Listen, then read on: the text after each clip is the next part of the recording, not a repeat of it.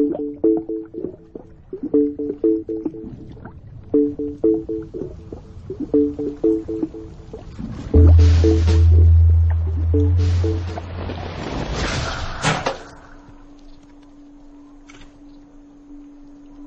1906, Pablo Valencia emprendió el viaje de México a California en busca del preciado oro.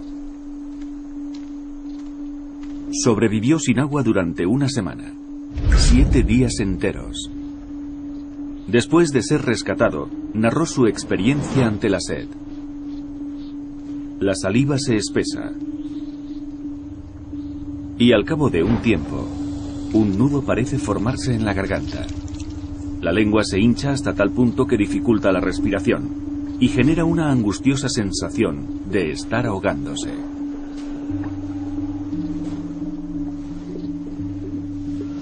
Parece que te va a estallar la cara debido a la tirantez de la piel.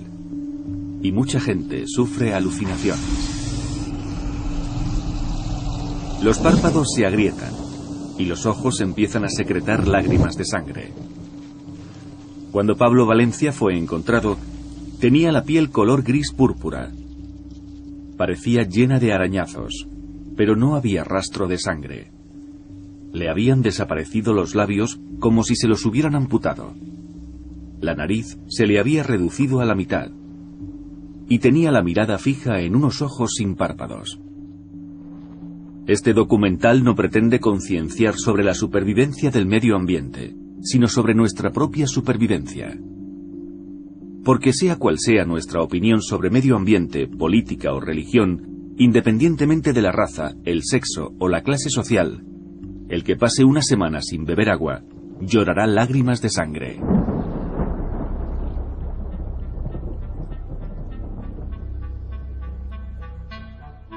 Oro azul, la guerra del agua. Cuando exploramos el universo en busca de vida, lo que buscamos es agua. Solo a partir de su forma líquida es posible la vida, del tipo que sea.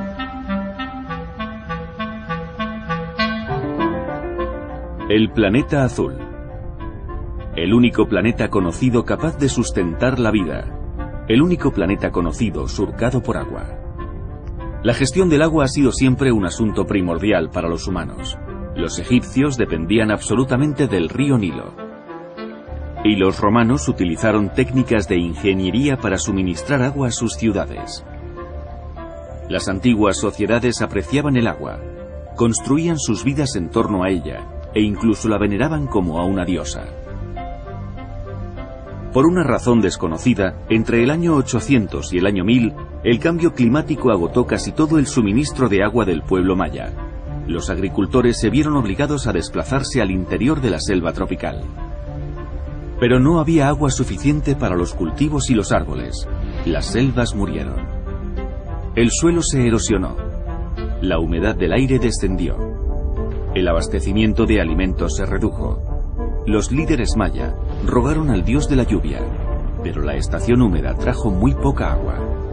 El ciclo hidrológico se había roto. A medida que el agua y los alimentos cobraban más importancia para los mayas, menguaba el grado de civilización en las ciudades. La gente regresó a los bosques para empezar una nueva vida. Tenían la esperanza de encontrar alguna cuenca de agua. Pero no fue así. La crisis.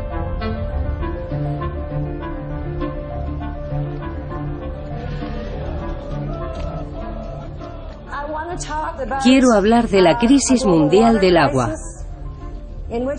Sabemos que el mundo se está quedando sin agua. Se suponía que no iba a pasar porque ya habíamos aprendido la lección. No sé si es en tercero o en sexto curso, pero nos enseñan que esto es un ciclo. Cuando llueve, el agua cae desde las nubes al suelo y lo empapa para que luego crezcan la hierba y los árboles. A veces hay tanta agua debajo de la superficie que se forman lagos y ríos, como cuando estrujamos un brick de zumo. Los ríos llevan el agua de nuevo al océano. Una vez allí, se evapora hasta el cielo y vuelve a formar las nubes. El viento empuja esas nubes hacia la tierra y llueve de nuevo. Así pasa una y otra vez en una cadena que nunca se rompe. El 97% del agua de la Tierra es agua salada. Solo el 3% del agua de la Tierra es dulce. Gran parte está contaminada y no es apta para el consumo. ¿Cómo se ha producido la contaminación de nuestras aguas? La agricultura emplea sustancias químicas para aumentar la productividad. Se utilizan para compensar el descenso del agua disponible, pero contaminan las reservas del subsuelo. Las emisiones de gases de los coches también contaminan las nubes, pero quizá las mayores culpables sean las fábricas. La contaminación del agua se asocia con el aumento del índice de abortos y con la reducción de la cantidad de esperma. Es un problema tan grave que el gobierno malayo propuso aplicar la pena de muerte a quien contaminase el agua. Este es el río más contaminado de Estados Unidos. Sus aguas contienen el virus de la polio, de la tuberculosis y de la hepatitis. Siempre tratamos de advertir a los extranjeros de lo que hay en el agua para que no se metan en el río. Ninguno de nosotros se va a meter en el agua para rescatar a nadie. Son aguas envenenadas. Tenemos una plataforma que desplegamos para atravesar el río y para que los extranjeros puedan volver a México. En el hospital local tienen preparadas muchas vacunas, unas 18 diferentes. Se las ponen a los agentes que caen al agua para evitar que enfermen.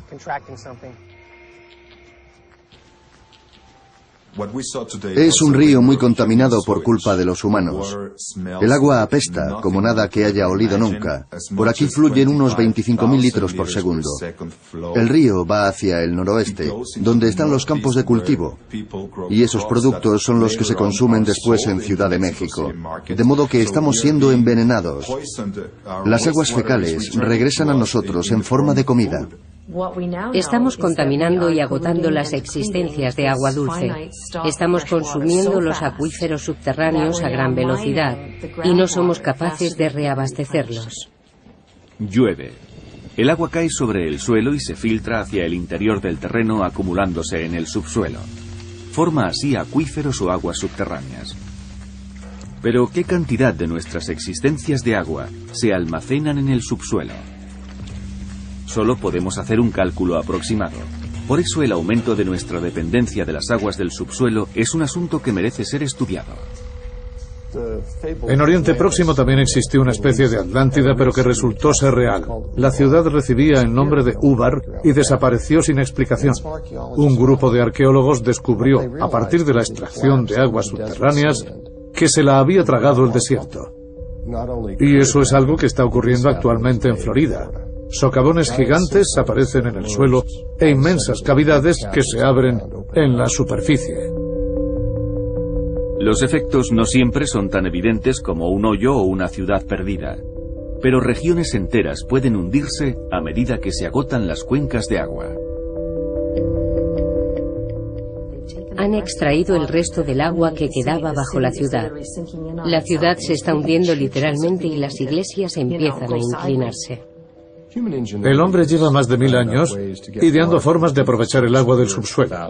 La diferencia ahora es la tecnología. En la actualidad, podemos extraer 113.000 millones de litros de agua subterránea al día. Fabricar un coche de gama media supone unos 350.000 litros de agua. De 2 a 7 barriles de agua por cada barril de petróleo. Un microchip, 32 litros. La comunidad agrícola empezó a explotar los acuíferos cuando aún no había demanda sobre este recurso. Actualmente, la ley les permite utilizar cantidades limitadas. Cuando extraemos agua para el riego, parte de ella vuelve a filtrarse al terreno en lo que se llama recarga o flujos de retorno. Mientras no extraigamos más agua de la que se recarga, estaremos utilizándola de un modo sostenible. El problema es que extraemos hasta 15 veces más agua del subsuelo de la que regresa a él, y eso es la causa de la actual crisis. La gente no asume que el mundo se está convirtiendo en un desierto. En muchos lugares los desiertos se han extendido. Nuestros suelos se erosionan. Los vientos, las inundaciones y la sobreexplotación de los pastos provocan daños en la superficie de la tierra, y la endurecen hasta el punto de dificultar el filtrado del agua. Nuestra fuente de vida se va a través de los sistemas de alcantarillado y de los ríos y llega directamente a los océanos. En la tierra desaparece la humedad y la vida.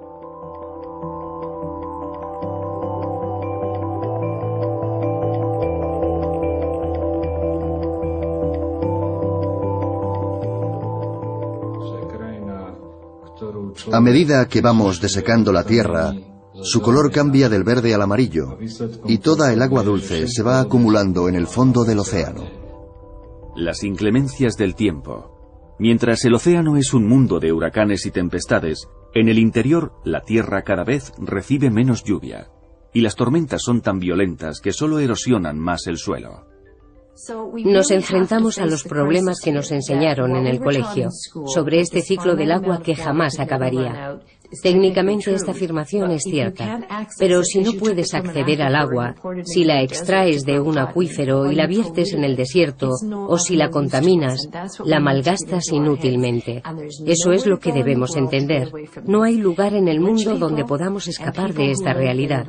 Los países ricos tardarán más en sufrir las consecuencias, pero hay zonas donde ya las están sufriendo, y nadie escapará de la crisis del agua. Si hay algo que vaya a afectar a nuestras vidas es eso, la preocupante escasez de agua. Vemos nuestros lagos llenos de agua y pensamos, ¿dónde está el problema? Hay muchísima agua, pero si el lago se secara, ya no habría más agua. Tenemos que empezar a abordar el asunto de las fuentes renovables, las que proceden del ciclo hidrológico. Estamos llegando a una situación en la que cada vez hay menos fuentes renovables. Con la ayuda de los expertos en el tema deberíamos calcular cuánta agua queda exactamente, cuáles son las fuentes renovables y cómo definirlas. Esa es realmente la tarea más urgente, averiguar cuáles son los límites y respetarlos.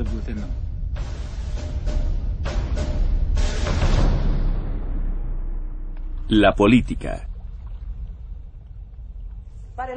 Nuestros gobiernos, en lugar de unirse y decir, bien, tenemos un tiempo limitado para encontrar una solución, han entregado el poder a las grandes compañías de gestión del agua, y éstas pretenden crear una especie de cártel.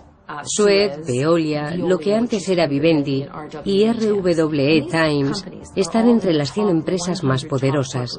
La división de agua de Suez está formada por 400.000 empleados y ningún país del tercer mundo puede oponerse a lo que digan. De este modo, cada gota de agua dulce que haya en el mundo estará controlada por empresas privadas. Hasta los años 80, las compañías podían privatizar el agua. En Francia, el agua estaba mayoritariamente privatizada y las empresas adquirieron mucho poder. Solo suministraban agua a escala local. En Francia, debido al poder consolidado de las multinacionales y a su largo historial, la privatización del agua está muy enraizada. Ni el propio presidente fue capaz de poner freno a esta tendencia. En un momento de su mandato, François se vio atrapado en esa especie de dictadura económica y, aunque lo intentó, no pudo finalmente nacionalizar las compañías de agua. Por encima de él había un sistema muy poderoso y muy ambicioso, una máquina sin alma. En la década de los 80, Margaret Thatcher subió al poder y con ella la revolución de su gobierno. Todo el agua de Gran Bretaña quedó en manos privadas y las grandes empresas se plantearon globalizarse. Al mismo tiempo, la ONU empezaba a tratar el agua como mercancía y activo económico. Fue en la conferencia de Dublín, en 1992, cuando se habló del agua por primera vez como un bien económico. Allí nació la idea de economía de mercado Thatcher-Reagan. Las empresas estaban deseando despegar porque, hasta el momento, suministraban a escala nacional, y la ONU también declaró que se podía cambiar el concepto del agua. Se dio la convergencia de ambas circunstancias. Se crea entonces el Banco Mundial para dar estabilidad financiera y fomentar el crecimiento de los países pobres. En teoría, el banco recaudaría dinero de los países ricos para invertirlo en acciones de desarrollo. Sin embargo, el banco se ha unido a las 3 grandes compañías privadas de Europa para abrirse camino en los países en desarrollo. El Banco Mundial pensaría, a cambio de la condonación de la deuda, queremos privatizarles el agua. Buenos Aires, Argentina. Comprador, Suez. Puerto Rico. Comprador, Veolia. Yakarta, Indonesia. Comprador, RWE Thames. Santiago, Chile. Comprador, Veolia World Trade Organization. La Organización Mundial del Comercio propone unas normas que implantan un nuevo marco constitucional. Está dirigido por lo que llamamos el Quad y engloba a Estados Unidos, Canadá, la Unión Europea y Japón. El Quad toma todas las decisiones relevantes. Sus empresas determinan la agenda, deciden cuándo se celebran las reuniones y cuentan con miles de policías para sofocar las revueltas. Los agricultores convocaron una manifestación. El secretario del Sindicato de Agricultores surcoreano era un hombre llamado Kyung Hae. Procedía de una comunidad devastada y la gente ya se estaba matando entre vecinos. Kyung Hae trepó por la barricada de la policía. Llevaba un cuchillo en la mano y se lo clavó en el corazón. Cayó, golpeándose hasta llegar al suelo. Murió 2 horas después en el hospital, convirtiéndose en un símbolo. Estas reglas para el comercio no son frases escritas sobre un papel, son directrices que afectan a muchas personas. Es el nuevo colonialismo, aunque esta vez no llega en barcos.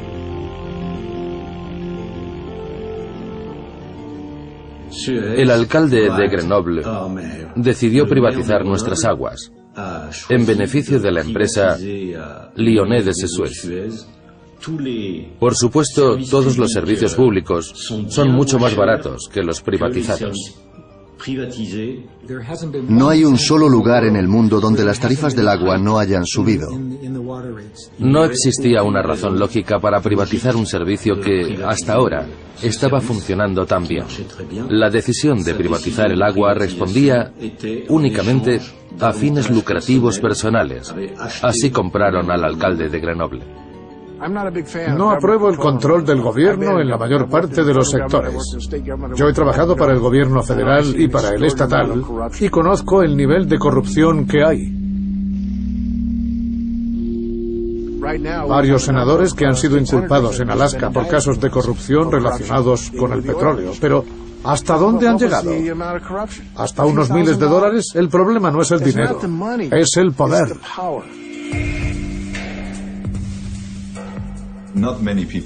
Antes de convertirse en presidente de México, Vicente Fox era el director general de Coca-Cola en Latinoamérica. Así que Coca-Cola recibió una de las concesiones de agua más generosas de todo México durante su gobierno. La gente no sabe hasta qué punto hay una conexión directa entre el gobierno, los recursos de agua y los servicios para las fábricas de su jurisdicción. Quiero ser muy claro con la situación de México. El presidente Fox no nos concedió favores en el asunto del agua, ni en ningún otro asunto relacionado con ella.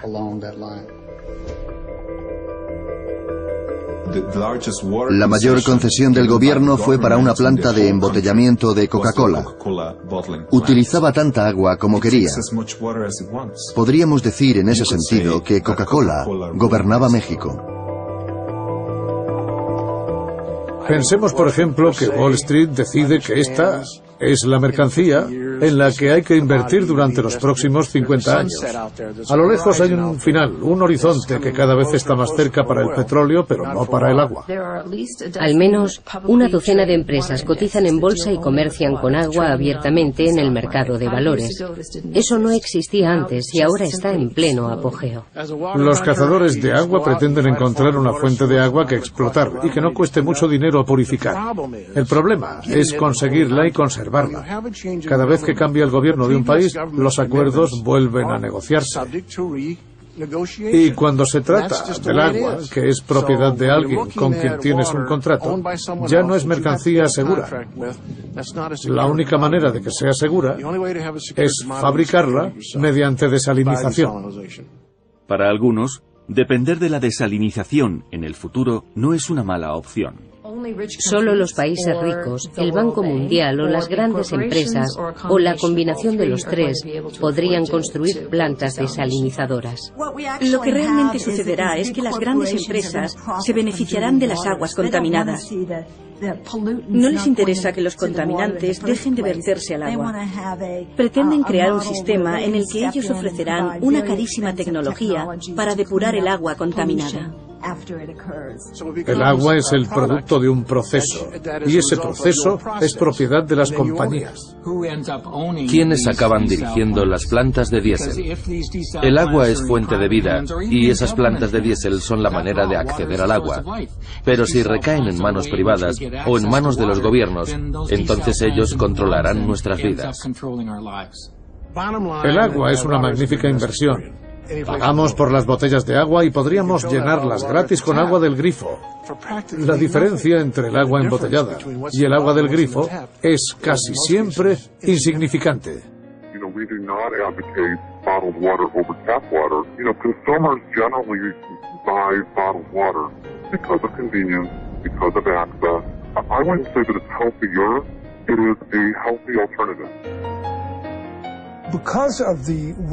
Debido a la escasez de agua en todo el mundo, los grandes lagos empiezan a estar en el punto de mira.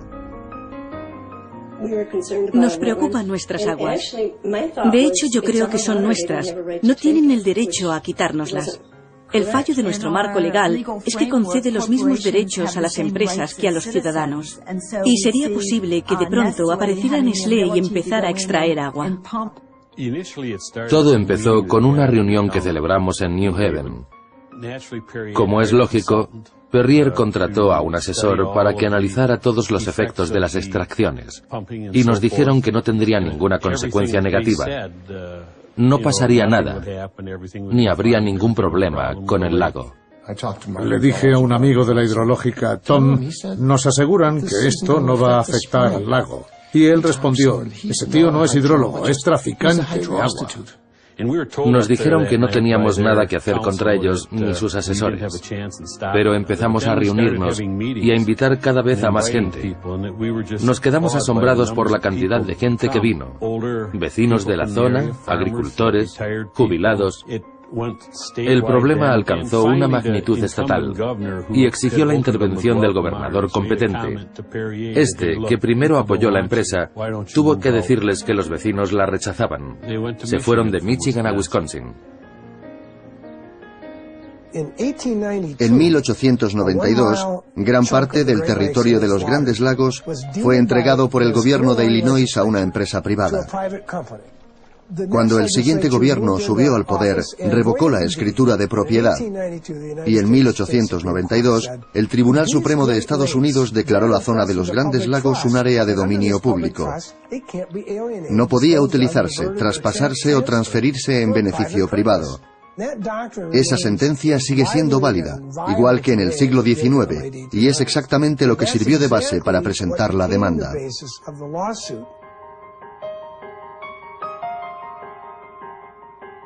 MCWC estaba aún esperando respuesta cuando Nestlé empezó a enviar cartas a los miembros de la asociación. Era gente joven que había manifestado su opinión en la prensa y les advirtieron de que iba a presentar demandas con el objetivo de intimidarlos y silenciarlos. Cuando las empresas demandan a ciudadanos, activistas, normalmente se apoyan en argumentos absurdos y suelen perder. Pero eso no evita que el ciudadano tenga que incurrir en cuantiosos gastos por los honorarios de los abogados. Servirse de estas demandas para disuadir a los activistas resulta indignante, pero es una medida totalmente lícita. Me pareció ultrajante, pero... Pretendían intimidar, y su actitud afectó a MCWC como organización y personalmente a mi madre. No me importaba lo que Nestlé pudiera hacerme. Yo luchaba contra ellos y estaba decidida, pero no iba a permitir que nadie se metiera con mi familia, en particular con mis hijos.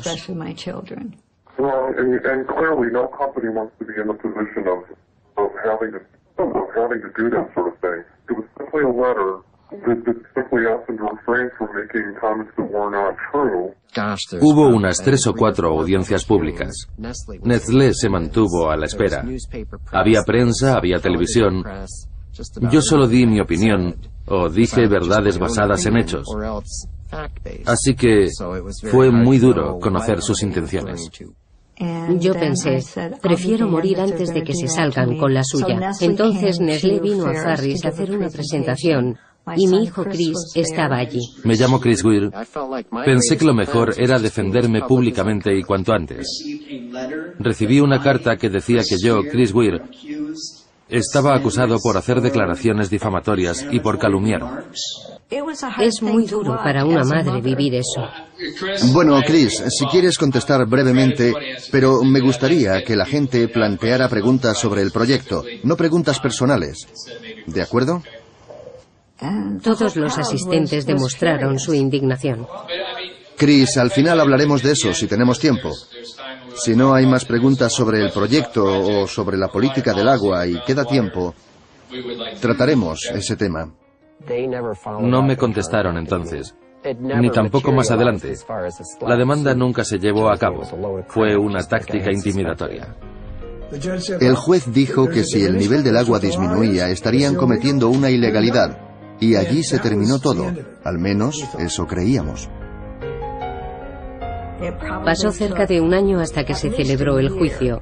Creíamos que estaba todo solucionado, pero después de 3 días, resultó que el Tribunal de Apelación admitió el recurso de Nestlé. Nestlé recibió autorización para seguir extrayendo casi 760 litros de agua por minuto. El agua es un bien en demanda, y los que la demandan normalmente no tienen suministro. El suministro se encuentra en otras partes del mundo. La cuestión es, ¿cómo llevarlo al mercado? Esto provoca una lucha, y nosotros estamos entre la población urbana y la rural. Las empresas están constantemente vigilando las tierras de los agricultores. Van de granja en granja preguntando, hola, ¿qué tal? ¿Dedica todo el día a los cultivos? Debe de ser mucho trabajo. ¿Qué le parece si le compramos el agua? Es una tendencia que se implanta cada vez más, a medida que la población se traslada a las ciudades.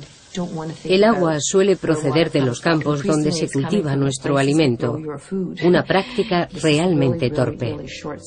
El agua del norte de California se transporta a través de enormes conductos y canales hasta el sur de California y se utiliza para cultivar alfalfa.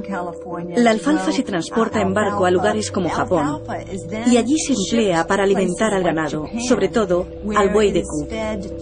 Después, la carne del ganado es exportada a Estados Unidos. Hemos implantado un sistema agrícola que ha dejado de ser eficaz y que se basa en el concepto del agua virtual. Se cultiva cereal para exportar en tierras de secano y después se transporta a países muy alejados. Lo lógico sería producir los alimentos que se den en cada zona de un modo sostenible. Aquí en Kenia, por ejemplo, se cultivan la mayoría de las rosas que se venden en Europa. Las cultivan para exportarlas. El terreno de cultivo está en torno al espectacular lago Naivasha, cuya desecación se acelera por momentos. Y las culpables de todo eso son empresas extranjeras que exigen enormes plantaciones. Si continúan así, dentro de 5 años el lago será un charco. África es uno de los continentes más secos de la Tierra y sin embargo exporta agua.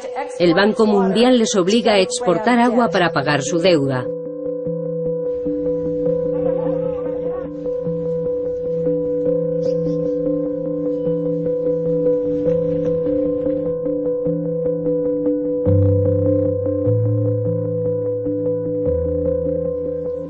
Es un robo, es casi una forma de asesinato.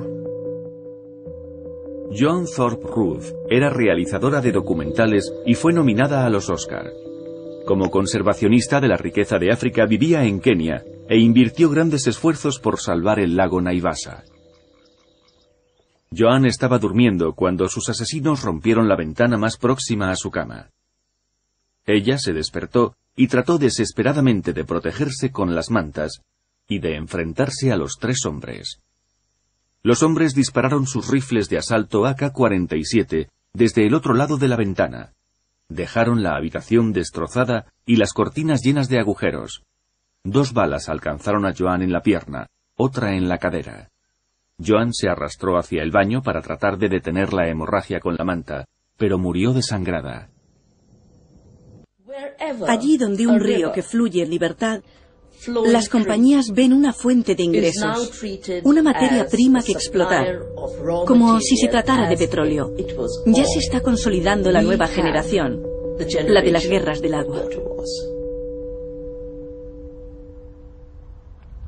Las guerras del agua. El símbolo chino del agua no solo significa agua, también control.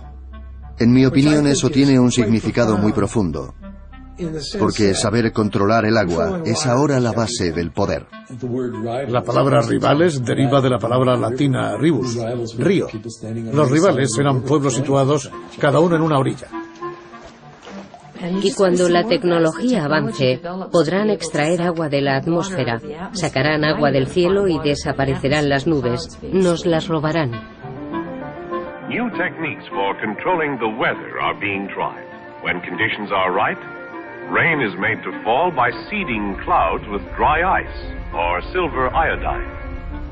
Eso sucede ya en China, donde puedes pagar a un avión para que surque el cielo y provoque la lluvia antes de que la nube llegue al siguiente pueblo. Así se crean muchos enfrentamientos y aumenta la tensión política.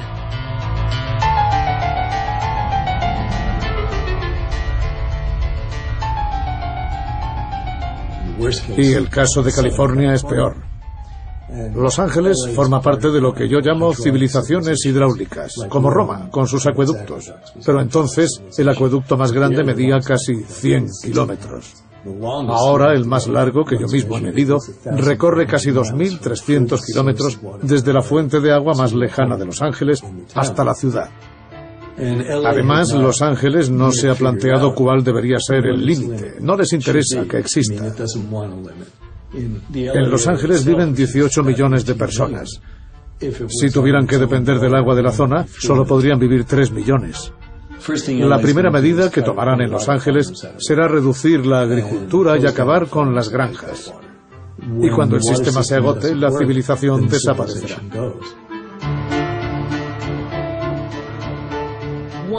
Una de las guerras por el agua más violentas se libra en torno al río Kaveri. El agua es imprescindible para los agricultores de Karnataka y los de Tamil Nadu. Ambos grupos son muy dependientes de las aguas de ese río. Un delincuente de origen tamil, Veerapan, secuestró a un hombre de Karnataka para exigir un rescate. Quería que le pagasen en grandes cantidades de agua para Tamil Nadu. Fue como una partida de ajedrez enmarcada en las guerras del agua. Yo estaba llevando a cabo un estudio de los recursos de la zona. Colaboraba con una universidad y, de repente, el trabajo que había estado elaborando sobre los conflictos por el agua dejó de tener validez. El problema se presentó ante el mundo como un enfrentamiento religioso, no como un problema de escasez de agua. Así es como se presentan muchos conflictos de este tipo, como problemas religiosos, cuando son luchas por los recursos básicos. Quiero hablar de Bolivia, el país más pobre de Sudamérica. Hace varios años el Banco Mundial se negó a concederles un préstamo de $25 millones. Era para financiar un programa de una cooperativa de aguas, y Bolivia tuvo que vender sus sistemas de agua a una subsidiaria de Bechtel. Los precios del agua en Bolivia se encarecieron más que los de la comida. Esta historia habla de cómo se levantó el pueblo de Bolivia ante este abuso.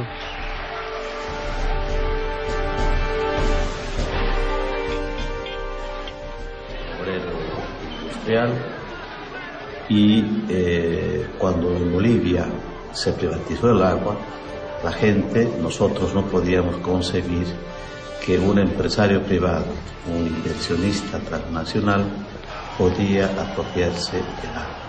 Es decir, la gente o tenía que pagar por el agua o tenía que dejar de comer y por lo tanto no tuvo otra alternativa que decir no a la privatización del agua.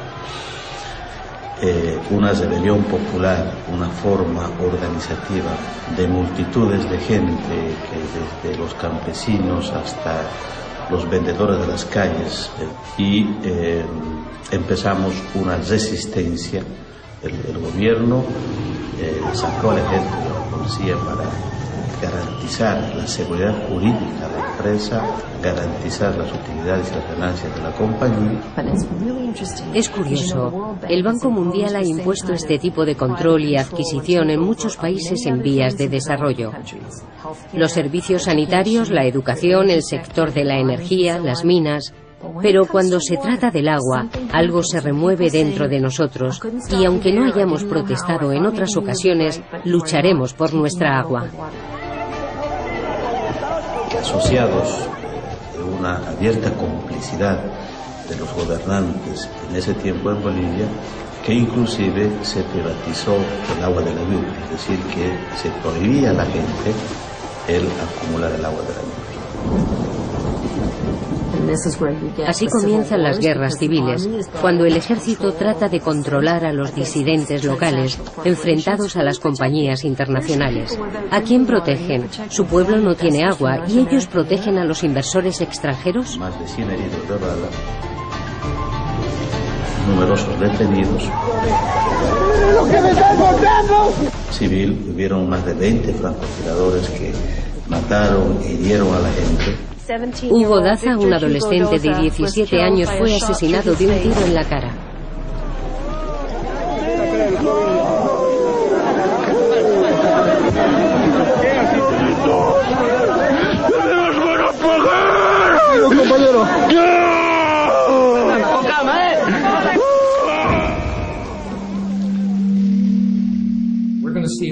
Dentro de poco veremos una fotografía geopolítica completamente nueva y surgida aquí.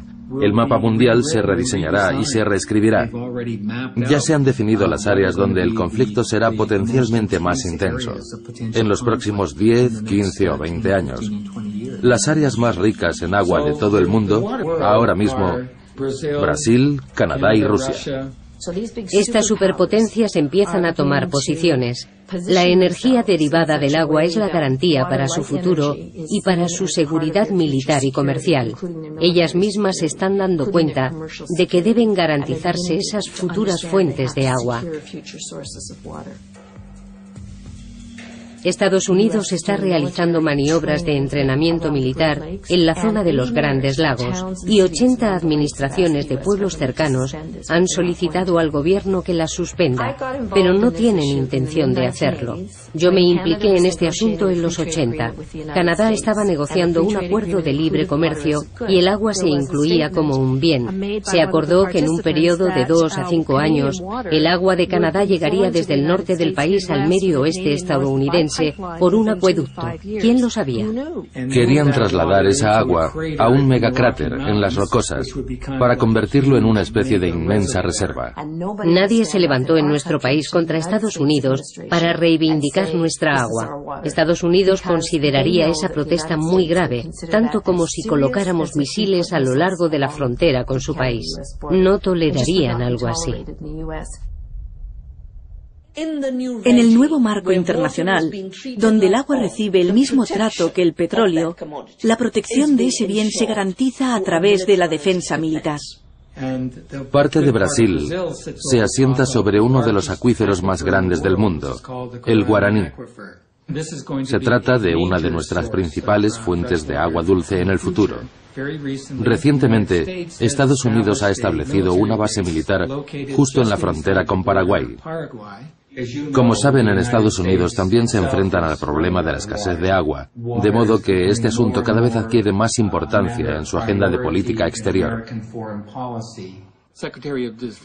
El exsecretario de Defensa Donald Rumsfeld emprendió una misión secreta a una serie de lugares en Sudamérica, Paraguay entre ellos. Pretendía tantear la situación y averiguar si era posible aumentar la presencia de fuerzas estadounidenses en la zona.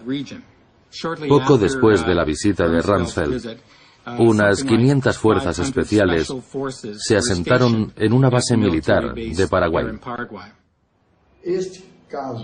Para cuando quisimos darnos cuenta de que los estadounidenses venían a establecerse en la región, ya era demasiado tarde. El Parlamento de Paraguay ya lo había aprobado. Sin duda ninguna, esa región del planeta se convertirá en el Oriente Medio del agua en el futuro. Los estadounidenses se conducen siempre del mismo modo, y principalmente su gobierno. Abordan todos los problemas desde una perspectiva económica, militar y depredadora. Y cuando se encuentran con algo que no pueden conseguir con palabras, emplean la fuerza. Este enfoque económico a tan corto plazo es el mismo que adoptaron para la guerra de Vietnam y la guerra de Irak. ¿Qué más hace falta?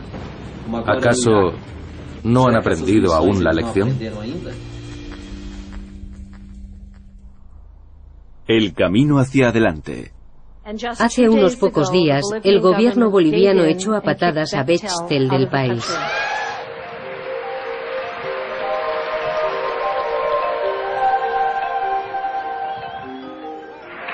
El humilde pueblo boliviano, encabezado por un hombre de 45 años, echó a una de las compañías más grandes del mundo. La acusaban de comportamiento criminal. Bueno, 2 días después de la victoria popular, yo tuve la posibilidad de viajar a Washington. Primera vez en mi vida que salí a Estados Unidos. Segunda vez en mi vida que salía fuera de mi país. Este zapatero de Cochabamba, Bolivia, pronunció uno de los discursos más conmovedores que he oído. Solo somos dueños del agua y del aire. The only thing that is ours anymore is our water and our air. Posibilitó la pérdida del miedo que se tiene frente a los poderes constituidos económicos, financieros, políticos y militares. Es que la única fuerza capaz de transformar el mundo, capaz de transformar la sociedad, es esa capacidad de unidad, de organización y de movilización de la gente frente a cualquier poder. El auditorio quedó tan conmovido que no se conformaron con aplaudirle. Se levantaron de las sillas. Fue una ovación impresionante que no terminaba nunca.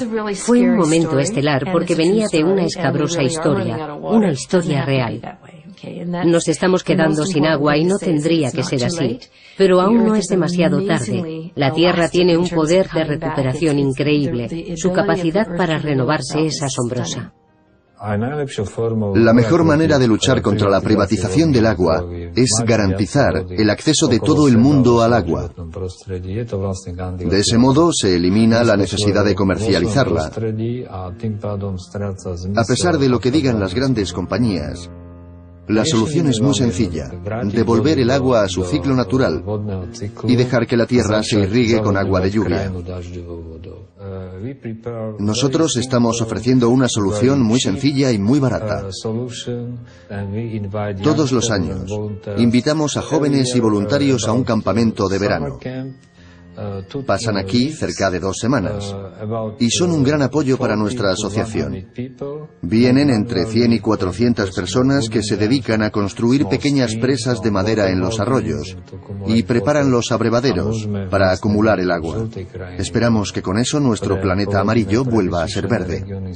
Eso puede traer la lluvia a países en sequía porque fomenta la creación de nubes y de agua en la atmósfera. Además, esto nos permite crear muchos puestos de trabajo en los países pobres de todo el mundo. La alternativa azul constituye una solución sencilla y barata a un problema muy complejo. Francamente, ese es el único antídoto contra la desalinización. Es el tipo de actitud que debemos asumir para reconstruir los sistemas de agua subterráneos. Debemos dejar de recurrir a los acuíferos y no extraer más agua de un modo tan inconsciente. En Estados Unidos, la mayor parte del consumo de agua se destina a la agricultura, así que la solución al problema pasa por revisar nuestros métodos agrícolas. La eficacia del agua en la agricultura hidropónica es de 20 a 30 veces superior que en los cultivos en el exterior.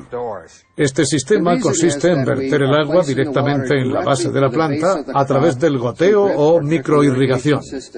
Por ejemplo, podemos criar tilapias en cautividad y cuando crecen emplear esa agua rica en nutrientes para regar los cultivos. El exceso de agua que llega a la raíz se recoge y vuelve a utilizarse para los peces, es decir, se reintroduce en el sistema. Estas tecnologías son las que salvarán el planeta en el próximo siglo. Cuando era pequeño, no pensaba en eso. Creía que todo el mundo iba al colegio, que a todo el mundo le regañaban sus padres. En mi colegio hacíamos campañas, apoyábamos la lucha contra el cáncer y se recaudaban fondos para países en desarrollo. Un lápiz cuesta un penique. Por 5 peniques puedes comer un día. Enseñábamos cosas así. Y entonces dijo que por $70 se podía construir un pozo, pero allí moría mucha gente por carecer de agua potable. Les costaba creerlo, se quedaron perplejos. ¿Cómo te puedes poner enfermo por beber agua? ¿No tienen que beber? Entonces le preguntamos, si no tienen agua corriente, ¿dónde van para conseguirla? Nos dijo que a veces recorrían hasta 3 kilómetros de distancia. Conté los pasos que había desde mi clase hasta la primera fuente, y no había más de 10. Pensamos, qué encanto. Quiere construir el pozo. Vamos a cenar. Era tan pequeño que no nos lo tomamos en serio. Y entonces soltó. Hay personas que mueren porque no tienen agua y no hacéis nada por ayudarles. Unos días más tarde, conseguí que me hicieran caso y me propusieron un modo de ganar ese dinero, cortar el césped. Jamás pensamos que seguiría firme en sus propósitos. Dibujé un termómetro que gradué del 0 al 70. Quería explicarle el tiempo que le llevaría a conseguir esa cantidad. Tardé 4 meses en reunir los $70 y los llevé a una ONG dedicada a construir pozos. Me miraron como diciendo, bueno, cuesta un poco más de $70. Me sentí fatal. Vino muy decepcionado porque construir un pozo no costaba $70, sino 2.000. Me dejó sorprendida y pensé, si en vez de 70 le hubiera dicho 2.000, quizá hubiera tratado de conseguirlos igual. Es demasiado para un niño de 6 años. Empecé a hablar en mi barrio y a recaudar dinero, y creamos la fundación El Pozo de Ryan. Conseguimos recaudar $2 millones que, hasta el momento, han servido para construir 266 puntos de abastecimiento de agua. Hemos ayudado a 500.000 de personas. Todo el mundo da el acceso al agua, por supuesto, pero habría que crear una comisión para los temas relacionados con el agua. Piensen en el cambio climático. Hay grupos trabajando en este campo desde hace 20 años y han tardado mucho en concienciar a la gente y en promover los cambios legislativos imprescindibles para atajar el problema. Y el tema del agua exige el mismo esfuerzo. La ONU debe elaborar una convención que declare el agua un derecho humano y de dominio público. No se le puede negar a nadie por el simple hecho de que no puedan pagarla. Con esta exigencia, llevamos el problema a un plano internacional. La actitud de las empresas privadas se ha globalizado, ha trascendido al ámbito nacional del derecho. Debemos dotar al mundo de un instrumento internacional que controle estas empresas. Estamos hablando de un asunto de vida o muerte, pero es necesario arriesgarse. A veces será peligroso, pero tenemos el poder del pueblo de nuestro lado. A pesar de la disconformidad de los habitantes de Freeport, la empresa embotelladora Poland Springs construyó una planta en su territorio. Para apaciguar el descontento, Poland Springs regalaba una caja de botellas de agua a los 50 primeros vecinos que visitaran sus instalaciones. Liderados por Howard Dearborn, un republicano de 80 años y dueño de un supermercado local, los ciudadanos vertieron el agua de las botellas en la laguna del Lovewell, de donde había sido extraída. El proceso judicial costó más de $1 millón.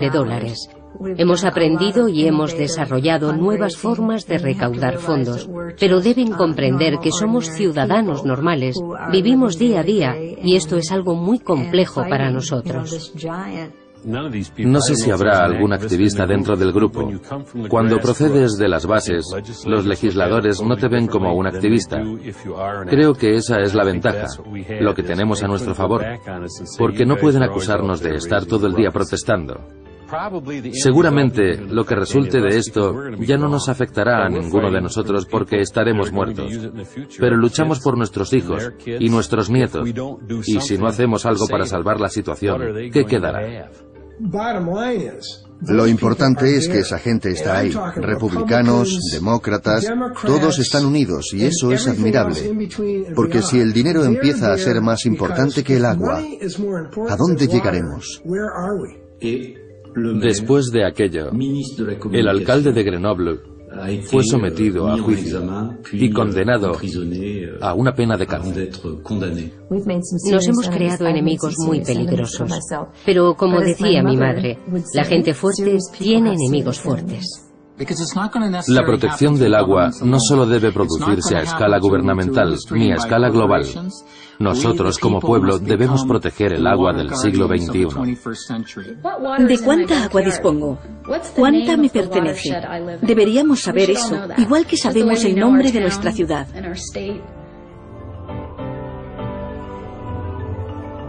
Y deberíamos preguntarnos de dónde procede el agua que bebemos, a dónde van las aguas residuales. No tenemos que hacer nada más, solo preguntar. En la cafetería de mi colegio vendían agua Ice Mountain. Un día el director vino a clase y le dije a mi profesora que tenía que hablarle de Ice Mountain. Este es mi cartel con todos los problemas que ha provocado Ice Mountain. Está secando los lagos. Cuando los lagos se secan, también se secan los manantiales y los pozos. Esta es mi luz dentro de las cosas oscuras. Antes de Ice Mountain y después de Ice Mountain, un charco de barro. Y aquí está la solución. Enviar cartas a quienes toman las decisiones para boicotear a Ice Mountain. Le enseñé el póster al consejo escolar, a mis amigos y a un consejo de estudiantes en Michigan. A pesar de que ya había un juicio en marcha, la señora Heard decidió que ya no se vendería más agua de Ice Mountain en toda la zona del colegio. Se escribieron muchos artículos en los periódicos después de mi iniciativa. Luego hablé con los dueños de los supermercados. Fui a las tiendas y les conté lo que pasaba. Fueron muy amables conmigo y también aceptaron no vender más agua de Ice Mountain. La siguiente vez que fui a comprar no había ninguna botella de Ice Mountain en las estanterías. Me sentí muy feliz porque sabía que había hecho lo correcto. Para apoyar la causa del agua visite Blue Gold, worldwaterwars.com.